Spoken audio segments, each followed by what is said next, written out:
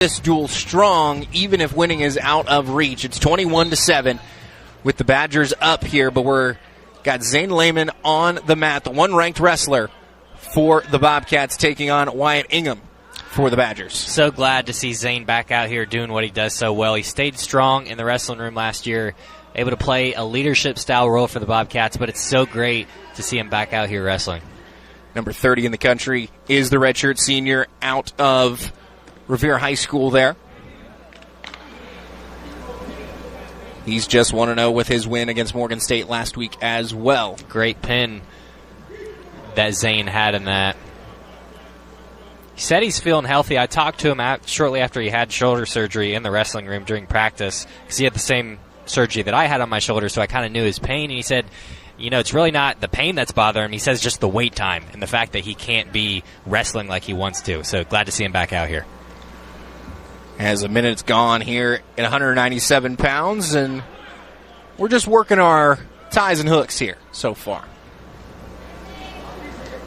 Ingham with a nice win of his own against North Dakota State. Had a tech fall 19-4 victory. Lehman post to single, but no leg there. Let's see if he can get back to it. Lehman content to be heavy. Use this newfound weight and muscle mass he's got up a weight division. Wear on Ingham.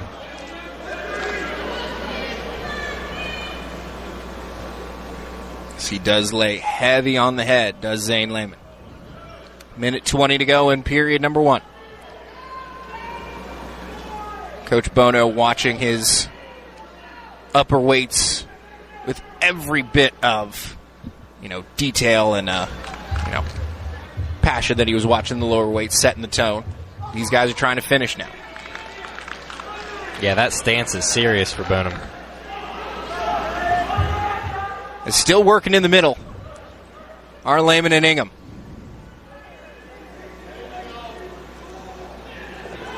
Snap down, nothing there for Ingham. Zane content to just ride through. You wonder when Zane's going to get some offense of his own going. Hasn't really shot yet. He's working forward, though. He's certainly avoiding what a couple of his other Bobcat friends have gotten, and that is the stall call on the feet by just not giving pressure. Yeah, sometimes the slow start is the way to do it. Zane's always had a heavy style of wrestling, so. Big snap clears out by Ingham. I think he really is trying to wear him down, because he's really putting a lot of pressure on that head. Trying to take his body off center line and maybe get to a leg. Mid-body attack. Just work off of that pressure that you're building on the guy. As we get through the first period. Big smile on Ingham's face as Zane kind of got physical there at the end. As the official wants to tell them, doing a little too much. Don't let it get too far here. They seem to be into it, though. Deferred choice for the Badgers. It means the Bobcats get to go down to start period number 2. No riding time for either team here. Lehman is trying to get the first points on the board here at 197 pounds. Him being on bottom kind of maybe will force Lehman's hand. As he tried to go switch. Good return there for the Badger. Ingham is 3-1 on the year so far. All wins by bonus. But I'm not sure he has seen the level of competition of Zane Lehman yet. Ingham doing a great job at wrist control here. That's what's keeping that grip that he's got, trying to mat return Zane, and he does. And Lehman trying to sit through to the switch position each time he gets returned there. But, again, the wrist control and the tight waist out of Ingham is not allowing that turn. Yeah, Ingham doing a real good job. It's really all upper body that he's working. He doesn't have any hooks in, no figure fours. He's just keeping a death grip on, and anytime that Zane tries to post with his hands or, create space, he's all over it. Pestering on top, the way many Badgers have been today. Coach Bono loves to teach it that way, but Lehman does get out just after the minute goes by, so a riding time at 1:03 for the Badgers, but it is 1-0 on the board. And right back to the collar tie position for both of these wrestlers. Lehman has the escape point now, so he is at least up by 1. He's going to have to get an offensive point here, though. That is for sure. especially when you look at Ingham with the minute of riding time. And Lehman should be able to take care of 3 seconds in his opportunity, but turning around here looking for the takedown. Can't let up a takedown here. He's locked through the crotch and across the body. No danger call coming yet, but that might be a count. Zane's got to keep his back up. He does, and now he fights back into a good position. There we go. Nice job there by Lehman. Turns it around, gets a 3 of his own to close out this second period.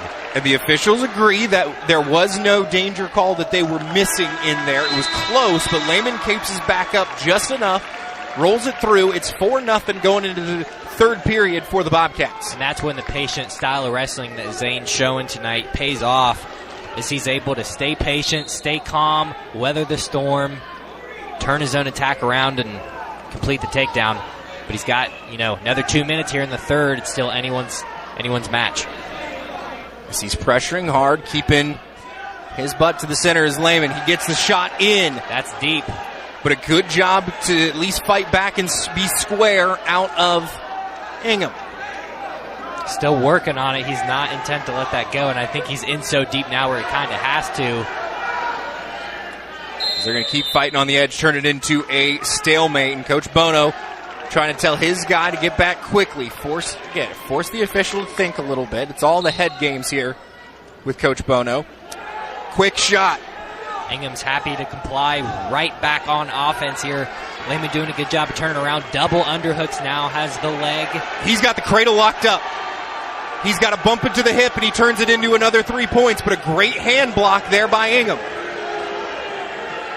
Now he's beat the hand, and they're going to give him the 3. He's cut the corner and he's got a minute to work this cradle if he wants it. He could put 6 points on the board, could Zane Lehman. Yeah, if he's content to ride this out. It was broken. Good job by Ingham as he goes big, reach behind, hip toss. Into the sidelines here at the Convocation Center. They tell you don't reach back in wrestling. Sometimes you can get away with it, though. Well, it doesn't really get him escaped. It just kind of puts Lehman into a bit of a funk there, getting thrown around. 45 seconds to go. Lehman's not going to be able to pick up riding time of his own here, so he is riding for the 7-0 decision here with 30 seconds to go. Looks like he's content to just ride out heavy on top. Kind of cutting his hips here. Looks like he's looking for a mat return. He doesn't have a lot of space to do it, though. The official looking at him. He goes trip to at least get something moving, and the stall does come. He's going to have to do this in the right direction, I think. And he gets him down inbound still with 12 on the clock. Riding heavy on top here, a little high on the body. 5 seconds to go. Zane Lehman does make it 3 in a row for the Bobcats as he picks up the 7-0 decision victory over Wyatt Ingham. Keeps that ranking alive at number 30 in the country. And it does make it 21-10 as we move to 285 pounds, heavyweight on the mat. It is Braxton Amos, number 17 in the country. And on the other side, it's going to be Wyatt Schmidt for the Bobcats. We knew these heavier weights were going to be competitive for Ohio, so now they just have an opportunity to put a little bit of a stamp on it here in the heavyweight, but it's going to be a tough challenge. I mean, Amos is good. Amos, it's practically a homecoming for him out of Mineral Wells, West Virginia, down there at Parkersburg South High School. An undefeated 142-0 record in high school. The man was a beast. That is crazy. Multiple age-level world championships to his name in both Greco and freestyle wrestling. And he's still a 2-time national qualifier down at 197 pounds. After a couple redshirt years as an Olympic hopeful and being injured, he's now at heavyweight. And I think 17 is not the highest ranking he will have this season. Jordan Greer watching very intently beneath us. As you saw Amos get in there quick, get the lift in, Schmidt didn't have a chance. Yeah, as soon as he locked his hands there, I mean, he was going for a ride whether he wanted to or not. Great job here by Amos. trying to turn him over. Looking for the right angle to do so on that left arm. Going to pin his knee here against the head. Braxton Amos definitely thinks he can put 6 points on the board in this one. He will work for the pin. Certainly through this first period and a half here, depending on the score, is when he'll kick it up a notch and try to get bonus points in general. Schmidt's got to fight the hands here because he's got complete control, does Amos. Amos doing his best to roll out the right wrist, and he gets it on the back. Stall coming already for Wyatt Schmidt. Just not doing enough to keep the hips off the mat there. Fully extended wing for Amos. He's got it all the way in the opposite back pocket. Already over a minute of riding time for Braxton Amos. Schmidt's going to have to move his hips, create some movement here, fight the hands. Doesn't really have any hooks in, does Amos, so it's all upper body that he's working. Heavy pressure. As he's got a wrist and a bar, and he might just try to run this one over Wyatt Schmidt's head. No, he's going to go back to square. And at 30 seconds to go, he does pick up another stall call and a point on Schmidt. So it makes it 4-0 already.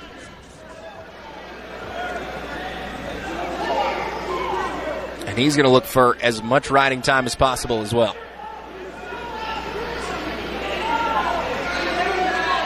Under the neck here for Amos. Good job to peel it away by Schmidt, though. He's got the figure four on the right leg of Schmidt, closing out this first period. 2 minutes and 4 seconds of riding time, and 4-0 does Braxton Amos lead.